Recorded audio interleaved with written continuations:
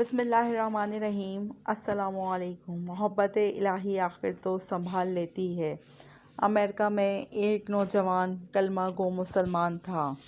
دفتر میں کام کرتا تھا۔ دفتر میں کام کرنے والی ایک امریکن لڑکی سے اس کا تعلق بن گیا اور اس کی محبت کا یہ تعلق اتنا بڑھا کہ اس نے محسوس کیا اب میں اس کے بغیر نہیں رہ سکتا۔ چنانچہ اس نے اس کے والدین کو پیغام بھیجا کہ میں اس سے شادی کرنا چاہتا ہوں۔ اس کے والدین نے کہا ہماری کنڈیشن ہے کہ ہم عیسائی ہیں، آپ کو اپنا دین چھوڑ کر عیسائی بننا پڑے گا، والدین سے قطع تعلق کرنا پڑے گا، آپ اپنے ملک واپس نہیں جایا کریں گے، جس معاشرے میں آپ رہتے ہیں اس سے بالکل آپ ملا ہی نہیں کریں گے۔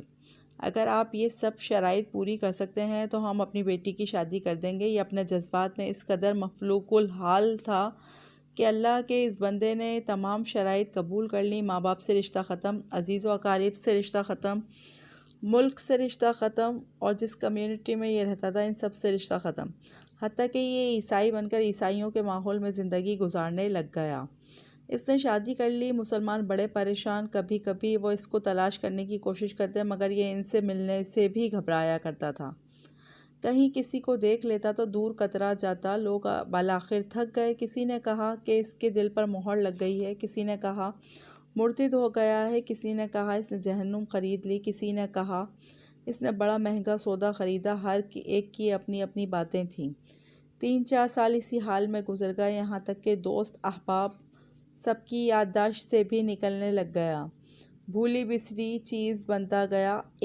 ایک دن امام صاحب نے فجر کی نماز کے لیے جب دروازہ کھولا تو دیکھا یہ نوجوان آیا۔ اس نے وضو کیا اور مسجد میں نماز کی صف میں بیٹھ گیا۔ امام صاحب بڑے حیران ہوئے، ان کے لیے تو یہ چیز بالکل عجیب تھی۔ نماز پڑھائی اور اس کے بعد اس سے سلام کیا، پھر اس کو لے کر اپنے حجرے میں گئے اور محبت پیار سے پوچھا آج بڑی مدت کے بعد آپ کی زیارت نصیب ہوئی۔ اس وقت اس نے اپنی حالت بتائی کہ میں اس لڑکی کی محبت میں اپنا سب کچھ قربان کر دیا، بہت کچھ میں نے اپنا ضائع کر دیا، لیکن جس گھر میں رہتا تھا میرے اس گھر میں اللہ کا قرآن رکھا ہوتا تھا۔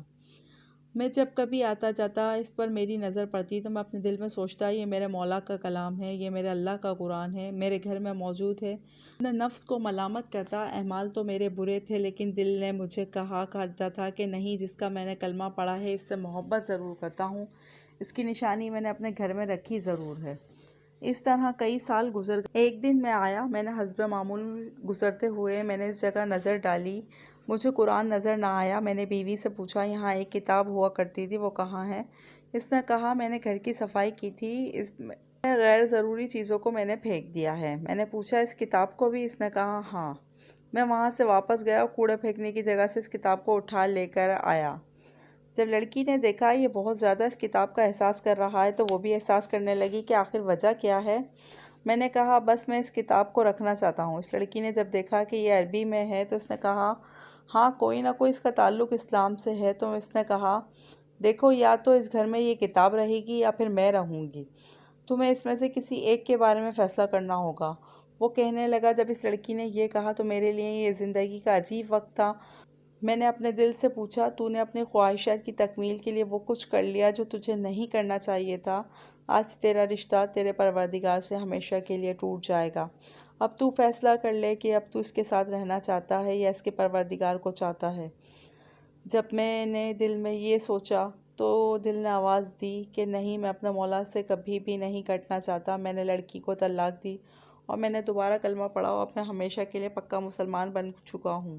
سوچئے اتنے غافل مسلمان کے دل میں بھی اللہ رب العزت کی محبت کا بیج موجود ہوتا ہے۔